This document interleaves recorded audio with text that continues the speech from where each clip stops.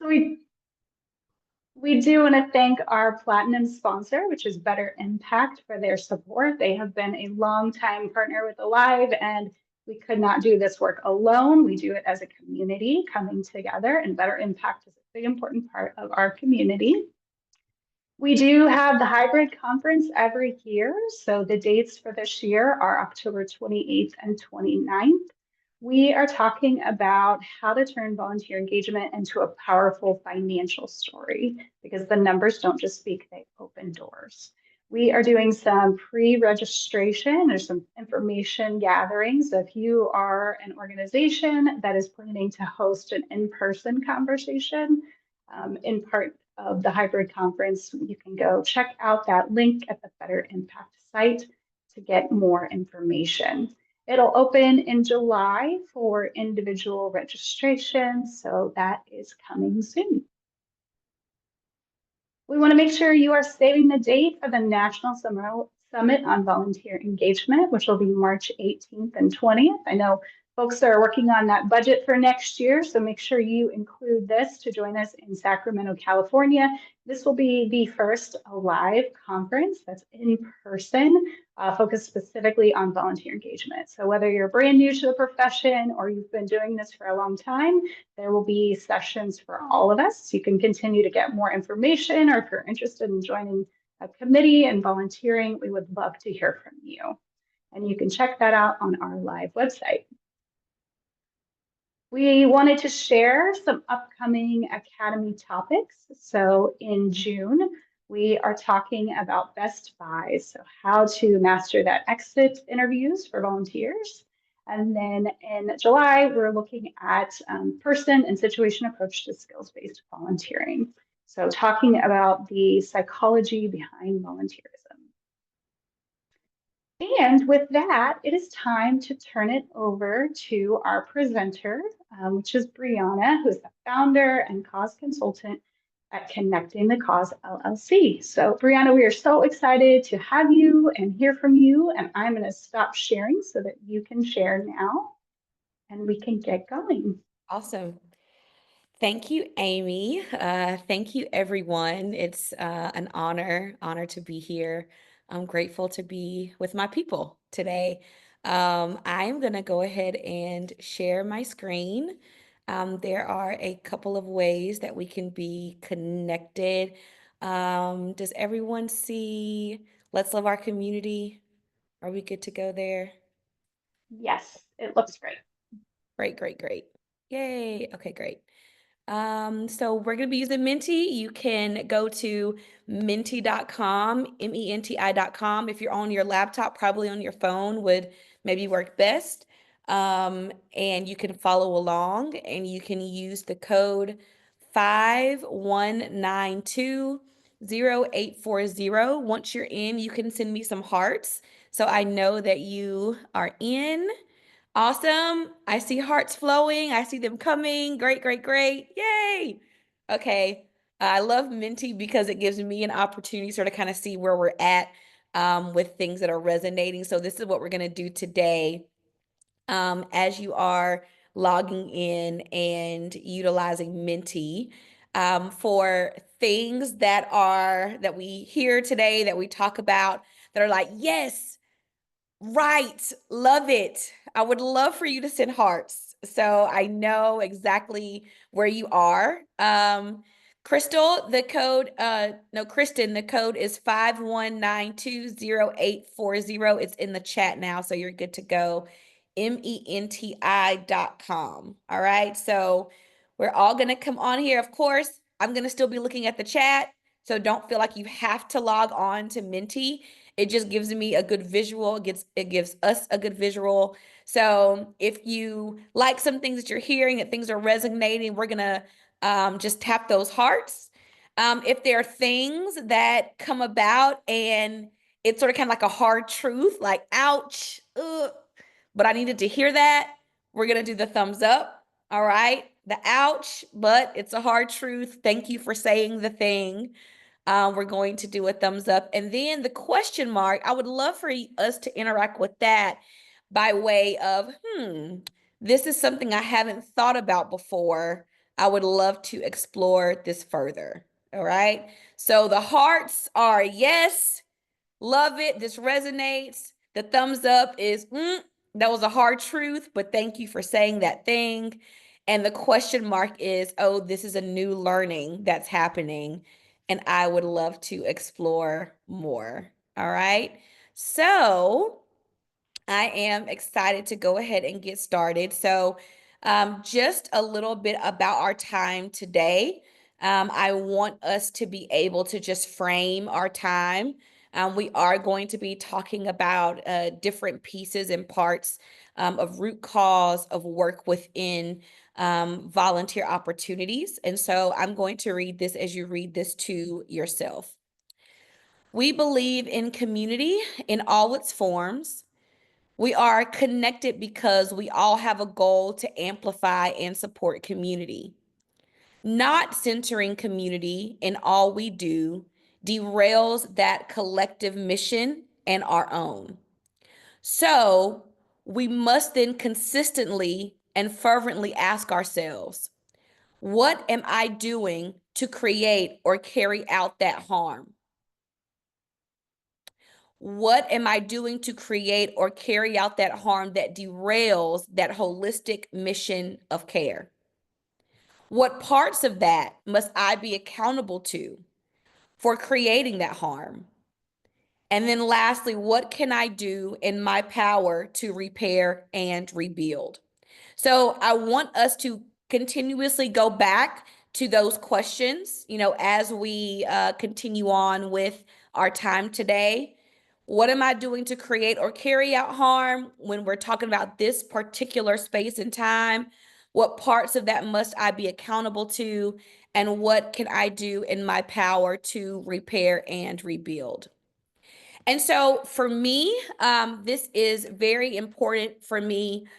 This work is important for me. I grew up in service. I grew up with my father introducing me to cousins that weren't really my cousins, but because of the fact that we were in community, they were who they were, not based on their the street they lived on, not based on the degree they had, but just based on the fact of, if my father is introducing you, I know you're safe. I know that I can call on you, and I know that I create spaces of need and support through that.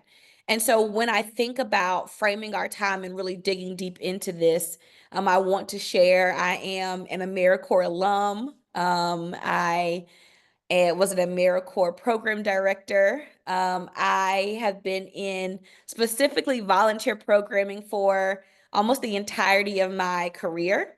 And as I was experiencing my career, experiencing community and experiencing volunteer engagement, I started to experience and feel like the things that I grew up with my father, and the way that we built community, that was not replicated in a space where you're supposed to create community within volunteer engagement. And so I started to question and think about, why do most people that I am navigating in these volunteer spaces look like me as the given to, and other people look like the giver? Why are there spaces where there is such a disconnect between community and missional priorities? And so I started to navigate and look through and interrogate. And so, what I want to give you permission to do today is, today and every day, you have permission to interrogate the good. I love volunteerism, not just because of the connectedness that it creates, but it is a source and a direct connection to liberation for our entire planet. It is a movement of care and a movement of accountability and trust and all of these things. And it's necessary for us to interrogate even the good things, because I know even Nicole, she has the podcast, The Good, Bad, the Ugly, and the Say What. I want to know all the good, the bad, the ugly, and the say what that is associated with volunteerism because I don't want to repeat past harms. I don't want to repeat past mistakes.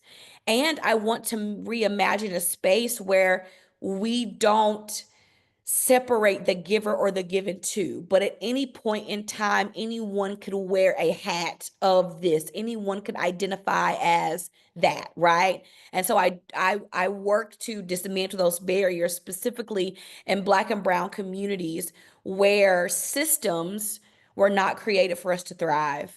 And so I am fortunate to be here and to navigate this with you all, specifically as I've been navigating the setup and the construction and the structure itself of volunteer opportunities.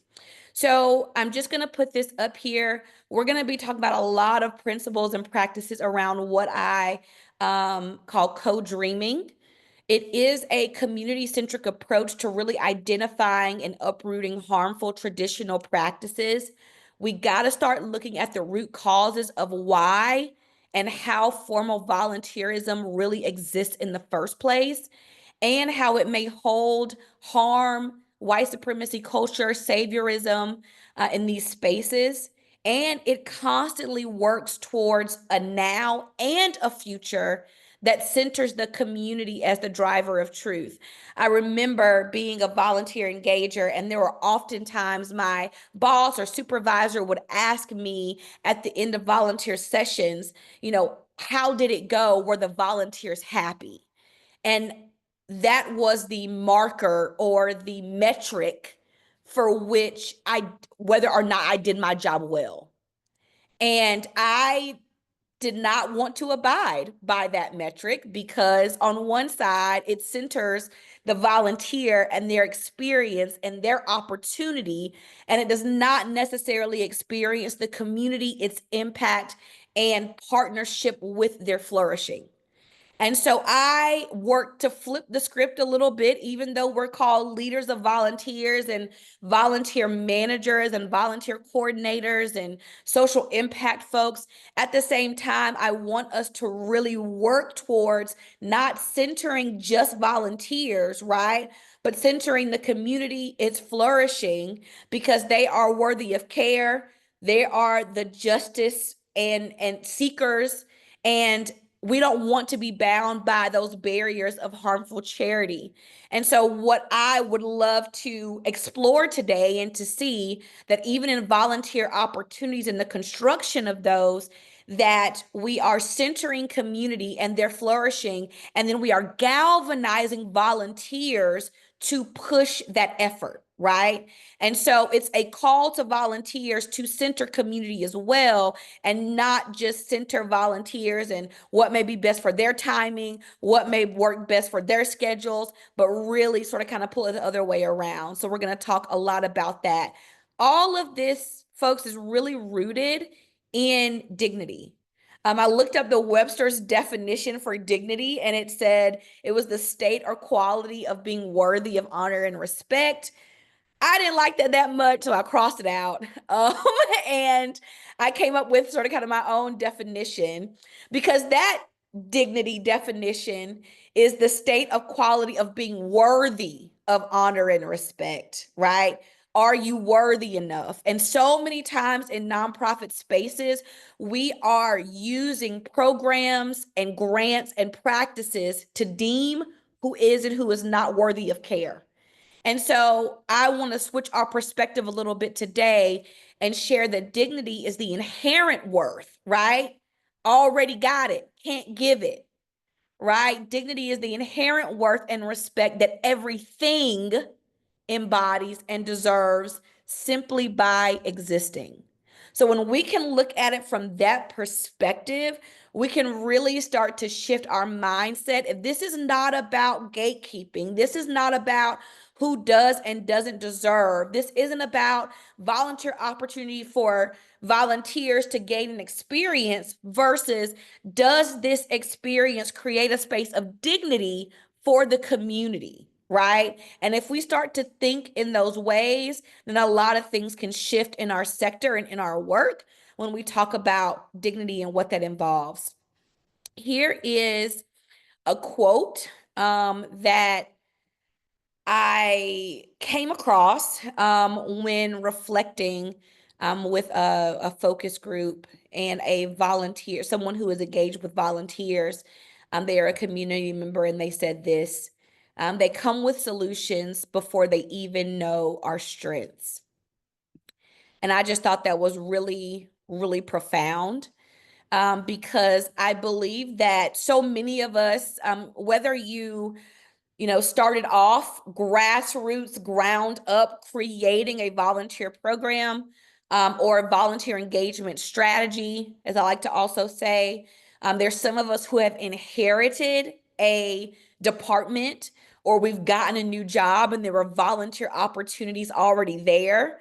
There was a moment where I remember getting a job and I was like, okay, these are the volunteer opportunities. And I didn't take the moment that once I was in this new position to actually assess, are these needed?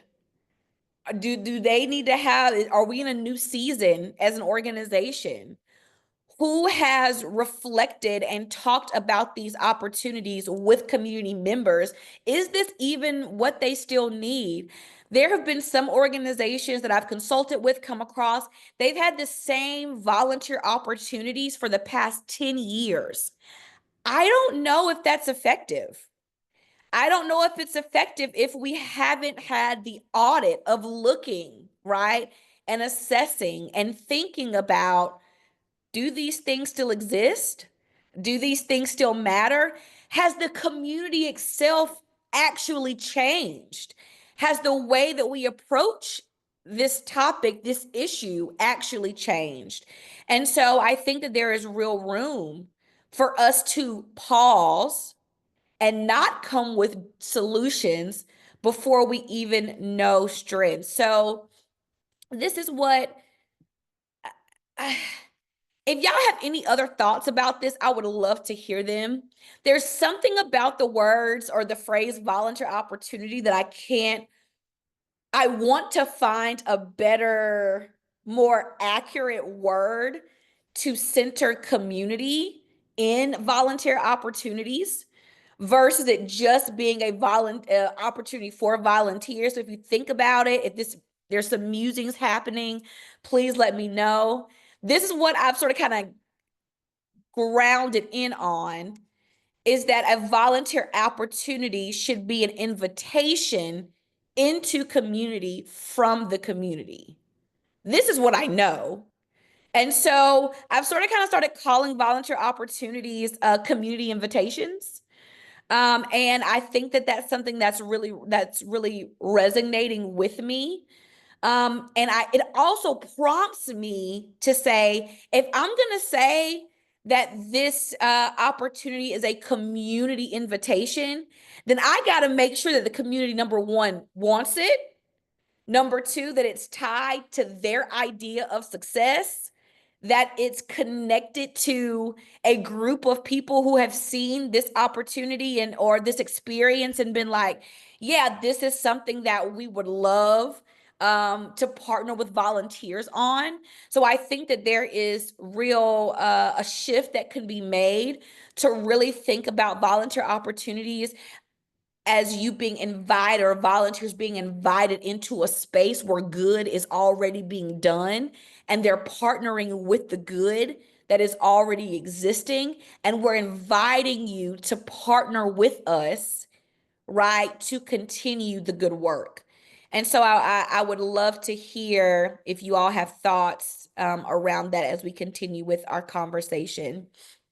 Oh, Charlotte, you have something in here. I did recently change that we invite people to volunteer instead of volunteer recruitment. Yeah, I think that's really getting to sort of kind of what I am coming across, because I think that there is this shift between a recruitment and an invitation.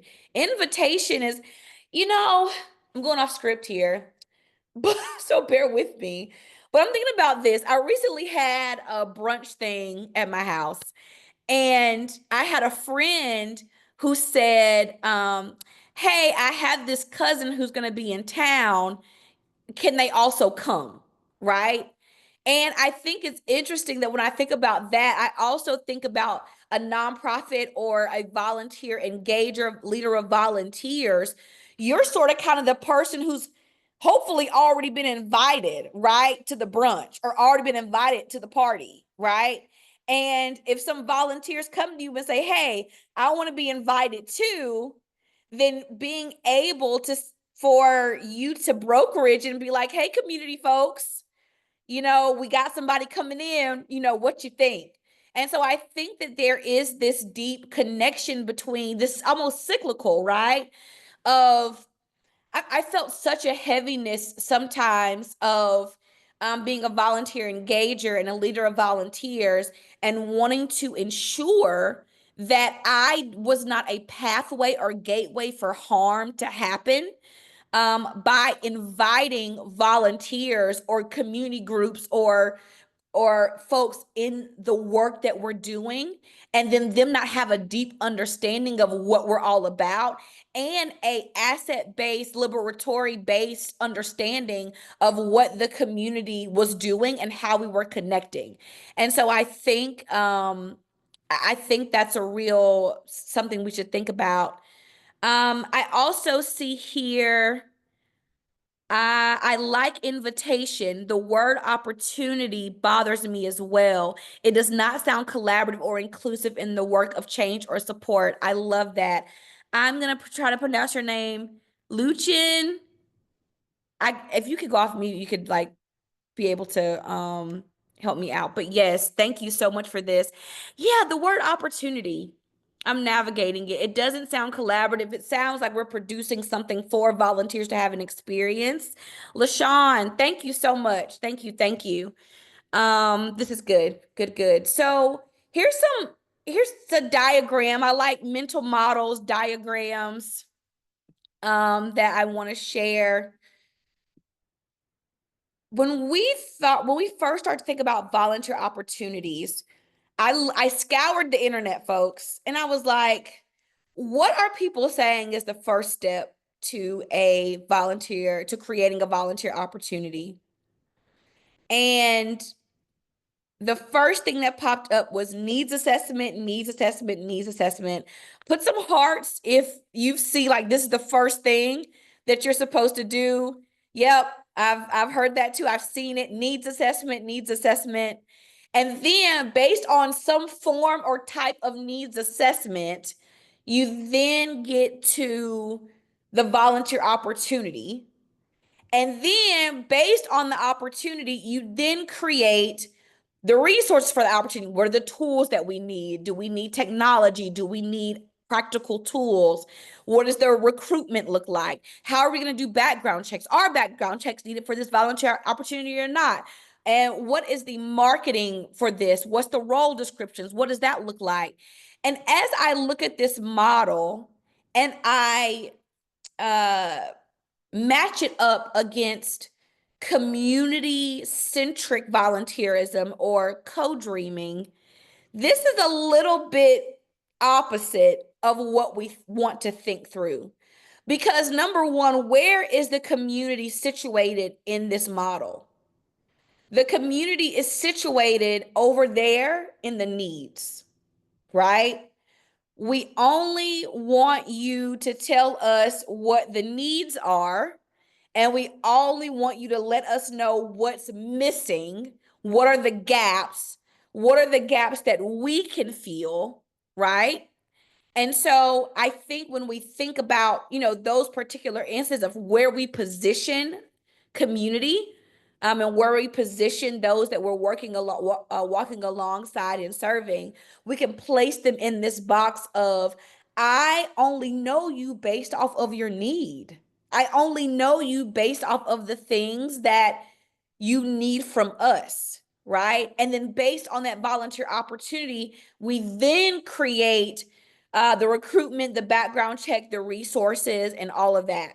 So I want us to think through a different type of feel that I don't want us to back all the way up, before we even think about the volunteer opportunity, we have to think about, have we even talked directly with the end user, the community itself, to actually navigate what opportunities are there for them to flourish? So if I go in and I ask a community member and I take time out because I really want to understand what volunteer opportunities are necessary for here and now, the first question I'm not going to ask is, what do you feel like you need that our organization can provide? What do you think you need, from volunteers? The first question I'm going to ask is, what's your definition of safe? What's your definition of flourishing? What's your definition of success? What's your definition of collaboration, right? I'm asking these questions because I want volunteer opportunities to connect to their preferred future. Now, I'm not saying don't give the food or don't give the backpack or don't do the thing that is right there and that's a necessity for that time. I'm also asking that volunteer opportunities are directly connected to how people want to see themselves in the future, right? And when we think about volunteer opportunities, I want us to think about, when we say the phrase, somebody's putting in the chat around giving back, and this brings up a real part thing for me that I navigate often, is that when we use the language of giving back, and we use the language of connecting, I would love for us to connect that giving back meant something may have been taken away, right? Or giving back may meant that they gave something to us and that we want to create a space of mutual reciprocal partnership, right? And so when we think about volunteer opportunities, are there spaces for that reciprocity to happen? Are there spaces for that true collaboration to actually take place? And so I want us, before we start diving into volunteer opportunities, creating new ones, I will be transparent in saying that in my career, I have absolutely caused harm in the way that I created a volunteer opportunity solely for a group of people that were volunteers because a lot of them wanted to do that thing. That is not the way to engage in volunteerism when the community did not ask for or tell you or communicate that that's the thing that they were looking for. I've done it because either development or fundraising or leadership has said they're bringing money. And so we need to do this for the betterment of our organization. And I have learned and had learned in the past to not just say no, because I used to be like, no, I'm not doing it. But I've learned to not just say no, but I've learned to navigate, how can I redirect them into a volunteer opportunity that is rooted in connectedness, that is rooted in sustainability, and that is rooted in the preferred future.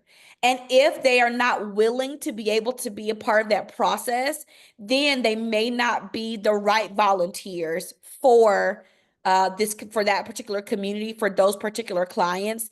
And that is okay, because it's okay to get out of this sort of, and I was in it, this scarcity mindset. There was at one point in time in my career, I was like, we need all volunteers, all of them everywhere in the world. We need all of them here to do our roles, to do our jobs, to do the things that we need to do so we can make the mission, right? And I have absolutely learned over the years around quality of focused mission over the quantity of a whole bunch of folks that just look at it as just a group doing something, and they high five at the end of the day. They get their coffee mugs, they have their t-shirts, and they're ready to walk out the door with no transformation. And so what I want to show is sort of kind of this reiterative process for some real deep rooted volunteer opportunity creation. And so the first thing in this volunteer opportunity space is when we're thinking about a new opportunity, and we're going to talk a little bit later about, okay, what does it look like if I already have opportunities? So right now you're creating a new opportunity. What does it look like to, number one, assess where am I as a leader of volunteers in having active and reiterative interaction with the community that the volunteers are supposed to be serving or interacting with? How much time do I have? How much trust do I have with them? Right? Because if we are just asking, how was your experience to the volunteers, and not asking, hey, community members, hey, clients, how was your experience with the volunteers? Right? If we're not asking those questions, we're missing a whole group of people that we are supposed to be trying to connect with, right? In order to really understand volunteer opportunities. So my first question directly is, how much trust are you fostering with community members so that when there's a volunteer opportunity that's ready to be created, that they are the solution makers of that opportunity, that you have a group of people that you can go to. In my last position, I had a group of community members who were clients, who were also just leaders in the community. I would go to the community meetings, the neighborhood association meetings, and I would say, there's a new opportunity for this group to come and do some great things. Where do you feel like they could be best supporting you? They would give me a list of volunteer invitations. I'm gonna try to start using invitations, of volunteer invitations. And then I would construct the actual role description based on what the neighbors had communicated. And for me, it took the pressure off because I didn't have to sort of kind of spin my wheels thinking about all of these different things, when I actually had community folks who I trusted, who they trusted me, I was accountable to, they could tell it like it is. And then we could get into some real good relationship building so they can speak into the volunteer opportunity. I wonder how many volunteer opportunities are just around the world right now, and the percentage that the community actually spoke into the creation of that actual opportunity, right? Or if they did speak into it once because it was from a needs assessment, at the end of the day, it's 5 years later, it's 10 years later, it's a year later. What progress have we made in moving the needle towards impact based on this actual volunteer opportunity? Is it filling a gap and a band-aid, or is it also cultivating a space where we may not have to have this volunteer opportunity anymore, and that would be an actual win? So on one side, when we start thinking about the prereq, right, the pre-work of the volunteer opportunity, connecting with community members, connecting with clients, reassessing and asking, where do you see yourself in 5 years? What volunteer invitations, can get you there? Really having that direct conversation. And also, side note, let's have relationships with and conversations with folks in the community, and at the end user, I guess, experience of things, not just to do our job well, but to actually be in community with good people, right? We don't want to make this extractive, and we're extracting information so we can curate the best volunteer opportunity, versus I want to be building relationship with you because we are a part of an ecosystem of care together that is creating forms of liberation, versus just being extractive and getting information from you so we can put something on the website. So when we start to really think about these different feedback mechanisms, these collaborations, trust, accountability related to the volunteer opportunity, then we can really start to construct something, and it's going to automatically change the way that we think about the role description. It's going to change the way we think about the marketing. It's going to change the way we think about the background checks. It's going to change the way you think about recruitment, because we are getting real-time information from folks who are going to be experiencing this particular space and this particular invitation. So we want to make sure that it's also inclusive of those folks as well. And so what does it look like when we are an already established organization with volunteer opportunities? How do we center them in community? I'm going to take a moment right now just to pause. I would love to hear some of your thoughts. You can actually post on Menti, and it is anonymous, and so you don't feel like you have to just, you could just abide by, community standards, but don't feel like you have to be wary of your name popping up or anything. But I would love for you to share. I'm going to take a moment here. Please share in the chat in Zoom, because I can see that as well. Think about what we've already talked about. You're an already established organization. How can you start to turn some pieces around to actually center the community in creating volunteer opportunities, or in really looking and assessing what opportunities are already there? So I'm going to pause for a second and would love to hear your thoughts based on where you are, and what type of volunteer opportunities you have. And I don't mind uh, silences. They're only awkward if you're just waiting on somebody else to put something up. So we'll just take a moment.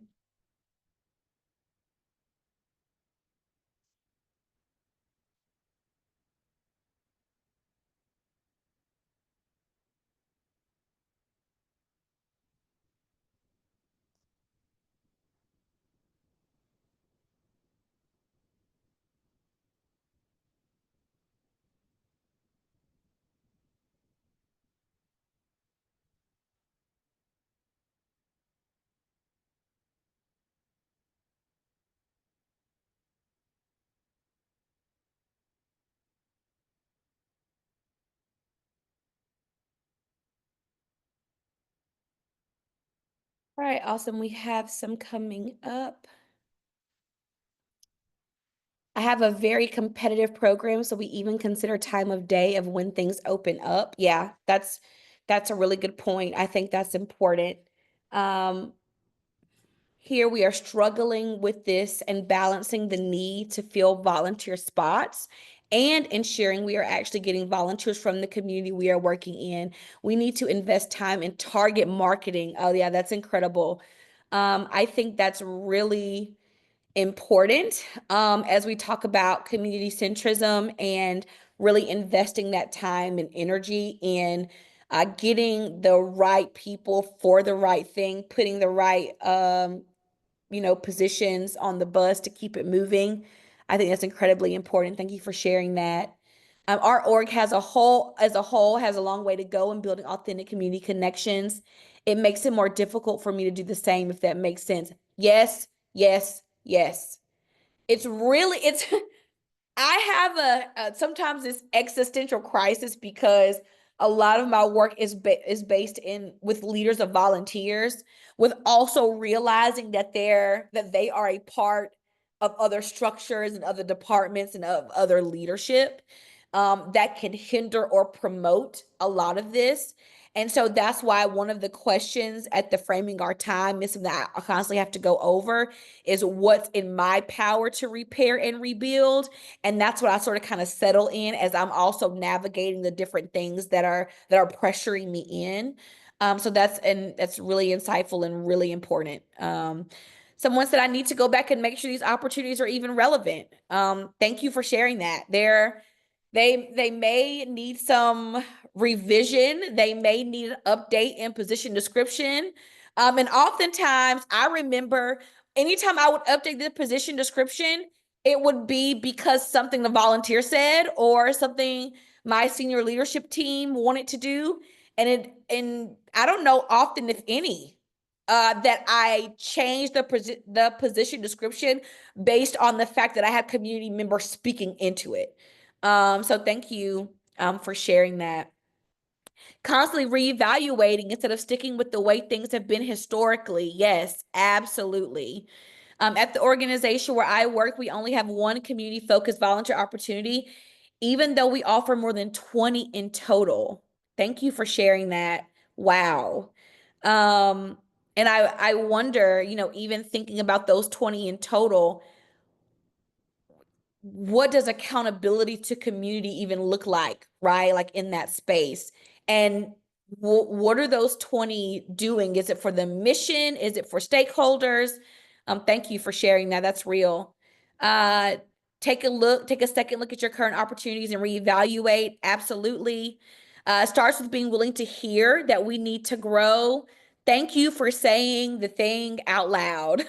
Inviting neighbors to share their vision, voice, and craft volunteer position descriptions. I'm going to be 100% real.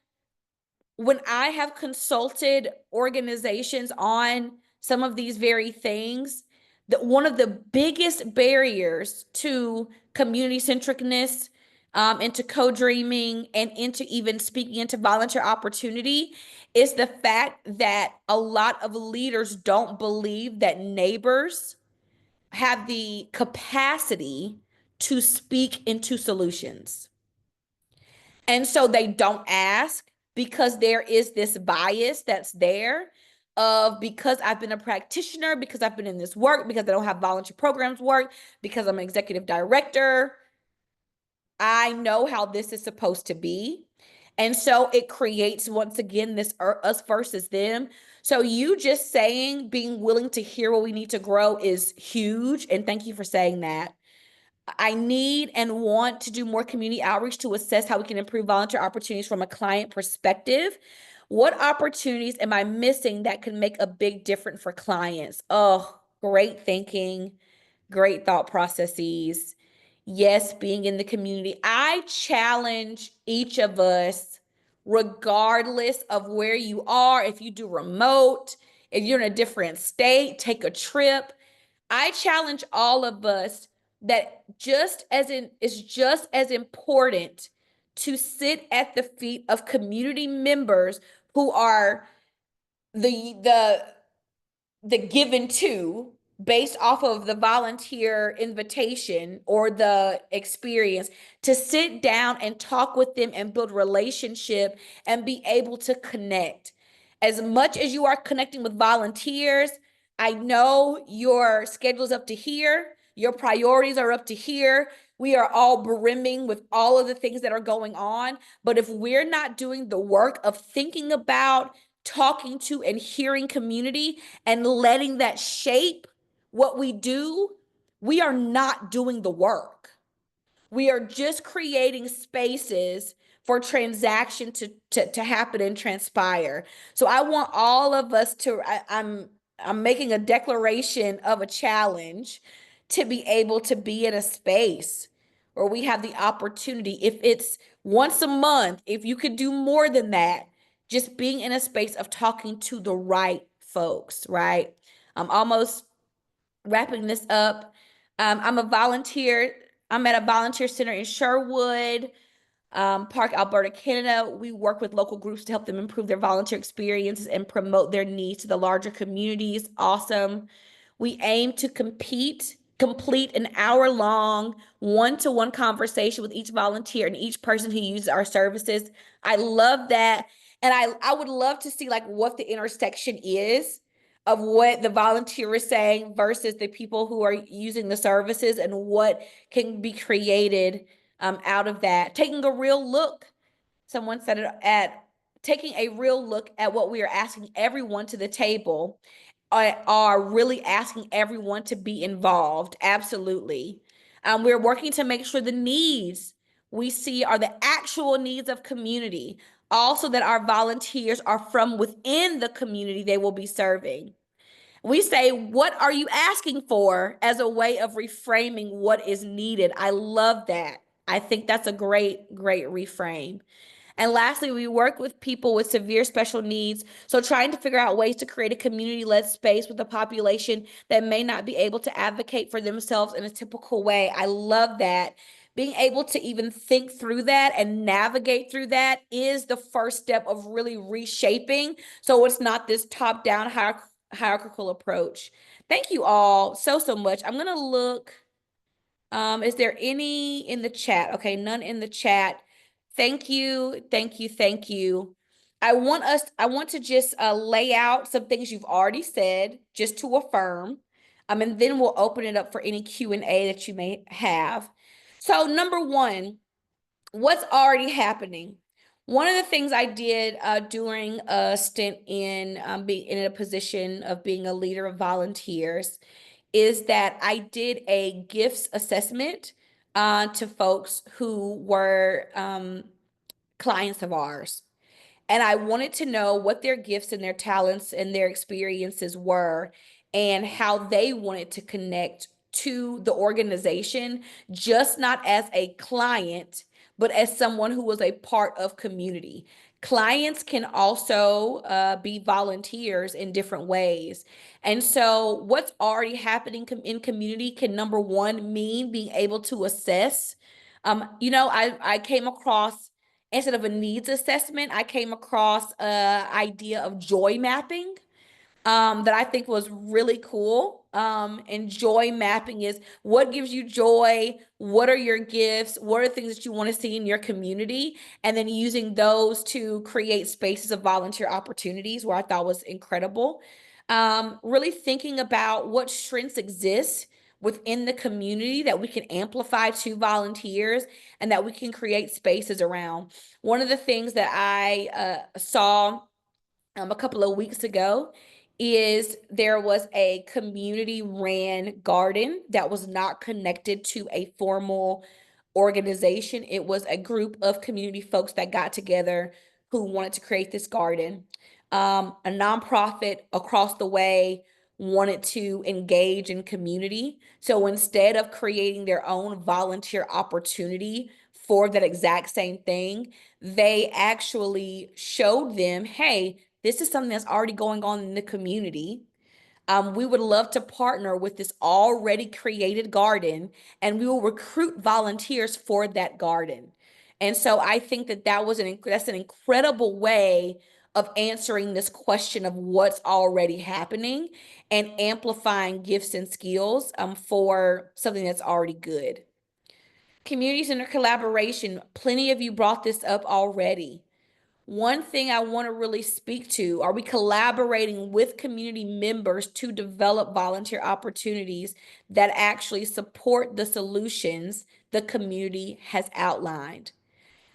If you do not have some form of community folks speaking into your work, this is just in general, because we can get very siloed.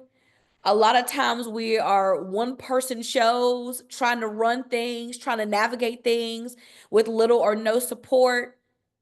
I want us to galvanize, try to create that support through community members.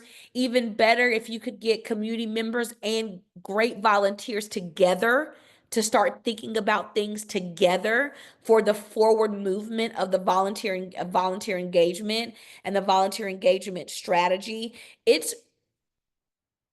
It's incredible to me sometimes how much volunteers who are not a part of the community and community members, once they get together and they start to hear each other, and us being able to facilitate those those instances, what a profound impact that has on creating an ecosystem of care. This is cyclical. This is messy. This is movement. It's not necessarily, okay, you stay over here, you stay over there, you stay in your place, you're siloed over here. The community work is, the messy middle. And I think that it's important that we can lean into that instead of trying to create these spaces where everybody has to have their own place, their own time, and their own responsibilities. It's okay to mix and mingle, and it's okay to be in situations where there isn't a giver or a given to, but all of us are co-collaborating together for a particular cause. And so then this last piece, ensuring accessibility. I think oftentimes we think about accessibility for the volunteer, which we should be, but also accessibility around the community. I was a part of an organization that openly communicated that anyone who was a client of the organization and was a part of any programs could not be a volunteer for 2 years until after they completed the program or after they were done, with those services. That's a barrier for really being able to come back and give and come back and be a part of that community.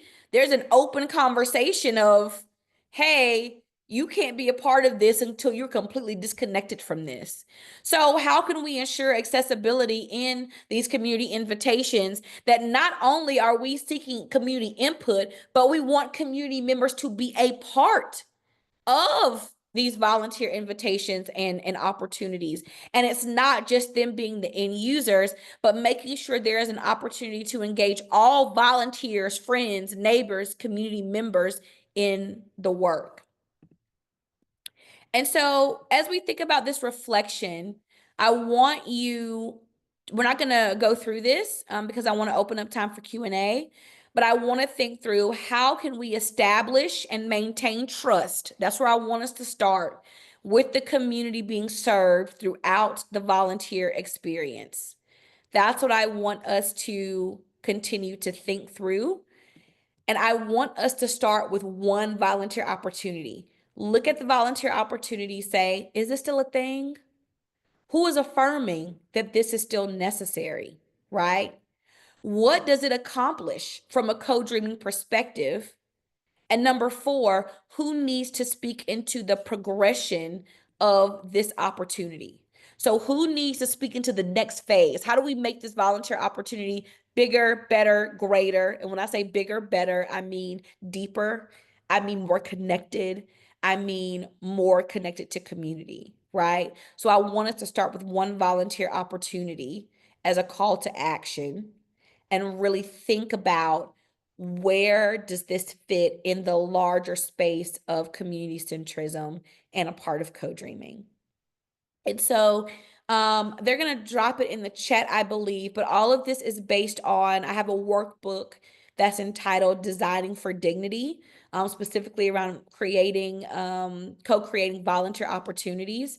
And so if you want to dive deeper into this, it's an entire workbook on reflections and musings and thoughts around this that you're able to dive deep in and share. So I'm going to stop sharing. I know we have a little bit of time for Q&A, so I'm going to call on Amy.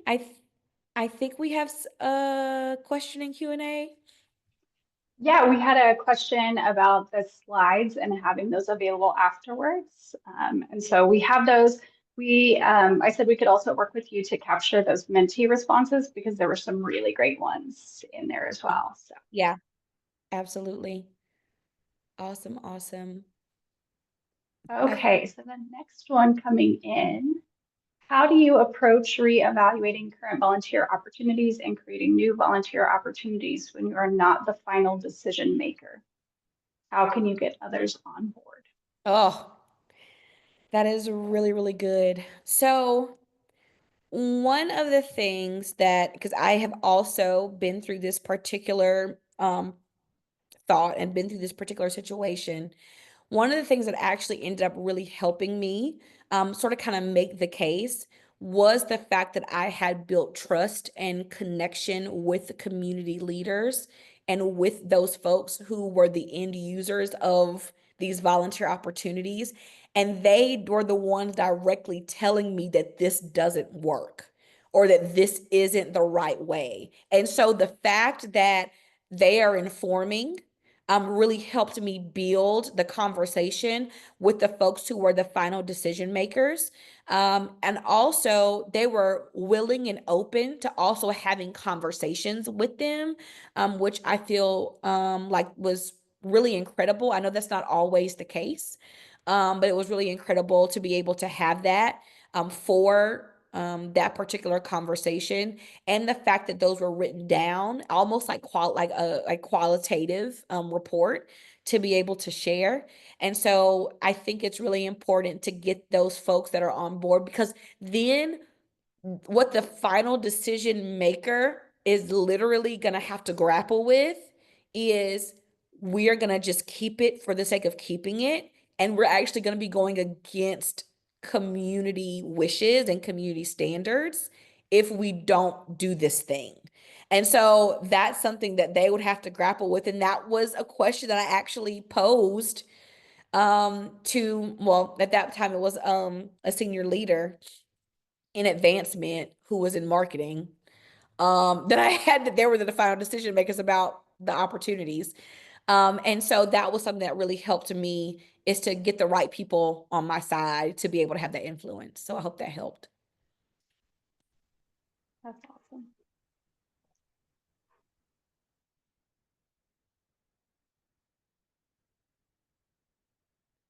I think that was all with the Q&A, and I didn't see any more in the chat. So I wanted to thank you all. Thank you so, so much for spending this time with me and for thinking through things, and not always having answers, but always having reflections. And there's no finish line, right? So we get to just do this together. So thank you all so much for being here today. And I will turn it over to you, Amy.